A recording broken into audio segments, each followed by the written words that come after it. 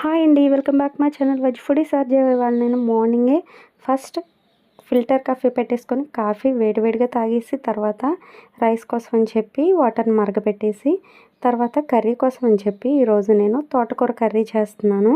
ఇది పుల్లగా చాలా టేస్టీగా ఉంటుంది. దీనికోసం అని చెప్పి ముందుగా కడాయిలో ఒక 3 స్పూన్ల ఆయిల్ వేసుకొని పోపు దినుసులతో పాటు ఆవాలు, జీలకర్ర, ఎండుమిరపకాయలు ఎక్కువ వేసుకోవాలి. ఇంకా శనగపప్పు, మినపప్పు, ఇంగువ వేసేసుకున్న తర్వాత ఒక కప్పుడు ఉల్లిపాయలు చిన్నగా ముక్కలు కట్ చేసుకొని సాఫ్ట్గా కుక్ అయిన తర్వాత ఇందులో మనం కట్ చేసుకున్న తోటకూరను కూడా వేసి కొంచెం సాఫ్ట్గా కుక్ అయిన తర్వాత ఇందులో ఒక కప్పుడు చింతపండు పులుసు, ఇంకా ఒక కప్పుడు వాటర్ వేసేసుకొని సరిపడా సాల్ట్ కూడా వేసేసుకొని ఇలా కుక్ అయిన తర్వాత ఇందులో ఇదిగోండి నేను చూపించిన విధంగా శనగపిండి కొంచెం వాటర్లో కలిపి ఇది కూడా వేసుకొని మూత పెట్టి చిక్కగా దగ్గర పడిన తర్వాత దీన్ని వేడివేడి అన్నంలో తింటే సూపర్ ఉంటుందండి.